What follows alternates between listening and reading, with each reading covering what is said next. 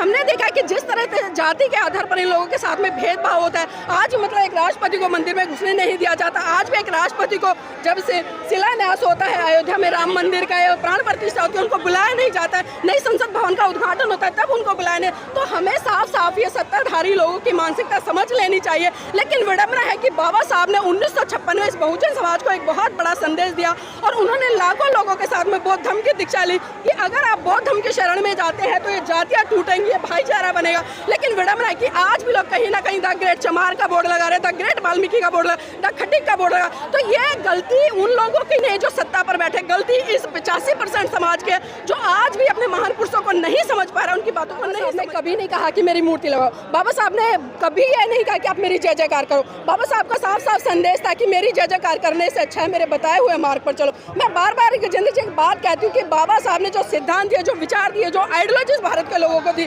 विडंबना है कि आज भी भारत के लोग उस विचारधारा, उस आइडियोलॉजी को नहीं समझ पा रहे। और यही कारण चाहे सुप्रीम कोर्ट या सत्ताधारी लोग हो, लगातार इसका फायदा उठाते हैं और इन लोगों को टुकड़ों टुकड़ों में बांटने का काम करते हैं। हम देख रहे थे कि पिछले कई सालों से जिस तरह से बहुजन समाज में क्रांति आ रही थी, चाहे मैं उसमें एससी वर्ग की बात करूँ, ओबीसी की बात करूँ, एसटी की बात करूँ, माइनॉरिटी की तमाम लोगों की बात करूँ, कहीं ना हम देख रहे थे चाहे पटेल समाज हो या कुर्मी समाज हो या एक तरह से यादव समाज हो, आज वो बुद्धिज्म की तरफ बढ़ रहे थे। तो जिस तरह से सत्ताधारी लोगों ने देखा कि भाई ये तो इकट्ठे हो रहे हैं, तो इनको तोड़ने का प्रयास कैसे किया जाए, तो जिस तरह से उन्होंने एक सुगुफा फेंका सुप्रीम कोर्ट का जो आरक्षण का निर्णय कोटे में से कोटा वो फेंक दिया। और उसके फेंकने के बाद देखना कि आपने दो फाड़ बन गए, एक वाल्मीकि समाज खड़ा हो गया, एक तरफ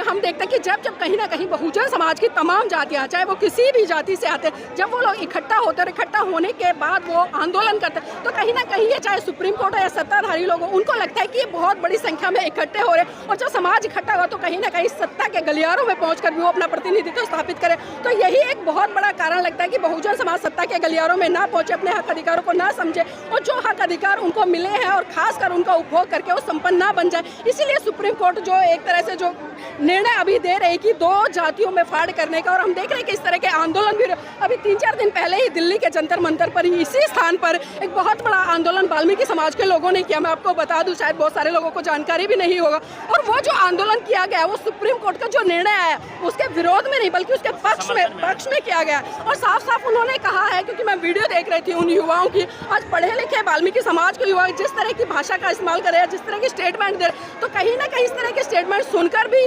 एक तरह से निराशा उत्पन्न होती है। मैं सोचती हूँ कि बाबा साहब ने पर्टिकुलर इस पूरे भारत देश के लिए काम किया और जिस समाज से परम पूज्य बाबा साहब आते थे, शायद आज उसी समाज के लोग उन्हें समझ नहीं पा रहे हैं। और यही कारण है कि चाहे सुप्रीम कोर्ट हो या सत्ताधारी लोग हो, उसको डिवाइड करने का प्रयास कर रहे हैं। फैसले का समर्थन करते हैं विरोध?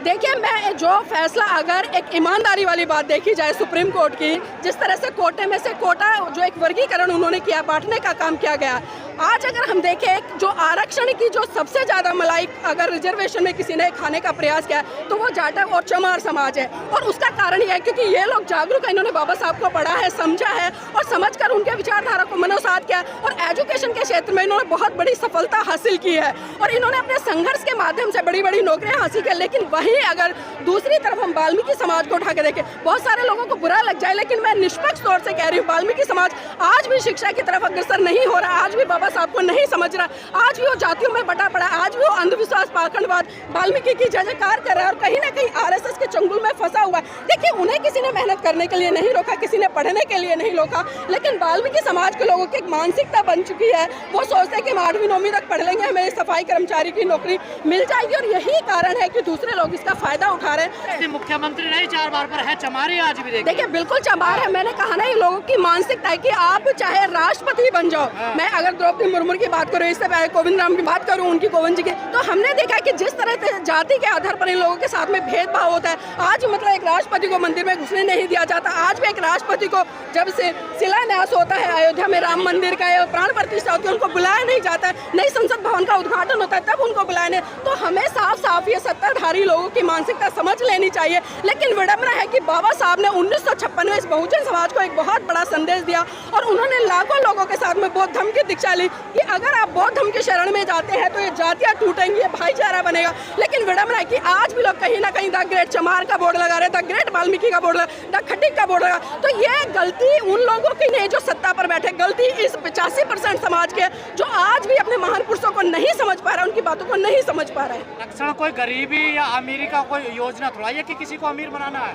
देखिए, अमीर गरीबी का बिल्कुल नहीं है। एक तरह से हम ये प्रतिनिधित्व है, एक तरह से किसी भी समाज का प्रतिनिधित्व, लेकिन उस प्रतिनिधित्व को भी अब समझना पड़ेगा। अगर मैं क्रीम लेयर की बात करूं, आज मैं ए ग्रेड ऑफिसर हूं, तो ये मेरी नैतिक ड्यूटी बनती है अन्य लोगों को संपन्न करूं, उन्हें एजुकेशन दूं, और जो मेरे समाज में ही दबे कुचले लोग हैं उनको बराबरी पर लाऊं। ना कि यह है कि मैं खुद तैयार होगी और फिर अपने घर में से अपने बेटे को उसी तरह से तैयार कर रही हूँ, अच्छी फीस भर रही हूँ, अच्छे स्कूल में पढ़ा रही। तो बताइए, मेरी बात भी तो अंदर मनोवाद फैल रहा है ना। क्रीम लेयर के समर्थन में है फिर तो? देखिए, मैं समर्थन में नहीं हूँ। मैंने कहा कि अगर हम नैतिकता के तौर पर देखें तो ये हमारे, वो भी क्रीम लेयर में आ जाएंगे। देखना, देखिए, क्रीमी लेयर में आएंगे नहीं आएंगे वो अलग बात है। आप जो बात आंकड़े की कर रहे हो, आंकड़े किसी के पास में कुछ भी नहीं है। बस सत्ताधारी लोगों ने सुप्रीम कोर्ट से कहा और सुप्रीम कोर्ट ने उनकी राय मिलाते हुए इस तरह का डिसीजन ले लिया। क्योंकि हम जो गली में चलता हुआ एक आदमी, बिल्कुल बिल्कुल, क्योंकि देखिए, हम अच्छी तरह से जानते हैं कि सुप्रीम कोर्ट को कोई पावर नहीं है कोई भी कानून बनाने की। अगर कानून बनाने का जो प्रोविजन है वो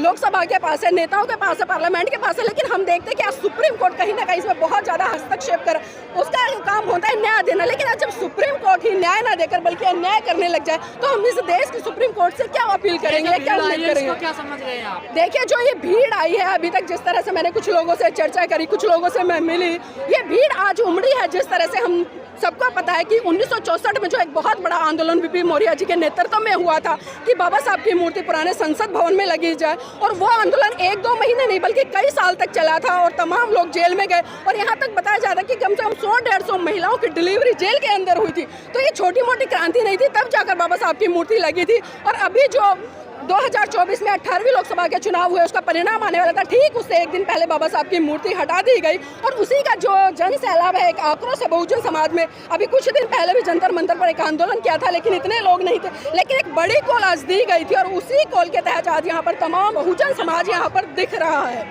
मतलब कुछ ही नजर आ रहे हैं ना? हाँ, कुछ नजर आ रहे हैं, लेकिन देखिए, पर बाबा साहब की लड़ाई कोई मूर्ति लगाने की थोड़ा। देखिए, बाबा साहब ने कभी नहीं कहा कि मेरी मूर्ति लगाओ। बाबा साहब ने कभी ये नहीं कहा कि आप मेरी जय जयकार करो। बाबा साहब का साफ साफ संदेश था कि मेरी जय जयकार करने से अच्छा है मेरे बताए हुए मार्ग पर चलो। मैं बार बार गजेंद्र जी एक बात कहती हूँ कि बाबा साहब ने जो सिद्धांत दिए, जो विचार दिए, जो आइडियोलॉजीज भारत के लोगों को दी, विडम्बना है कि आज भी भारत के लोग उस विचारधारा, उस आइडियोलॉजी को नहीं समझ पा रहे। और यही कारण, चाहे सुप्रीम कोर्ट या सत्ताधारी लोग हो, लगातार इसका फायदा उठाते हैं और इन लोगों को टुकड़ों टुकड़ों में बांटने का काम करते हैं। हम देख रहे थे कि पिछले कई सालों से जिस तरह से बहुजन समाज में क्रांति आ रही थी, चाहे मैं उसमें एससी वर्ग की बात करूं, ओबीसी की बात करूं, एसटी की बात करूं, माइनॉरिटी की तमाम लोगों की बात करूं, कहीं ना हम देख रहे थे चाहे पटेल समाज हो या कुर्मी समाज हो या एक तरह से यादव समाज हो, आज वो बुद्धिज्म की तरफ बढ़ रहे थे। तो जिस तरह से सत्ताधारी लोगों ने देखा कि भाई ये तो इकट्ठे हो रहे हैं, तो इनको तोड़ने का प्रयास कैसे किया जाए, तो जिस तरह से उन्होंने एक सुगुफा फेंका, सुप्रीम कोर्ट का जो आरक्षण का निर्णय कोटे में से कोटा वो फेंक दिया। और उसके फेंकने के बाद देखना कि आपने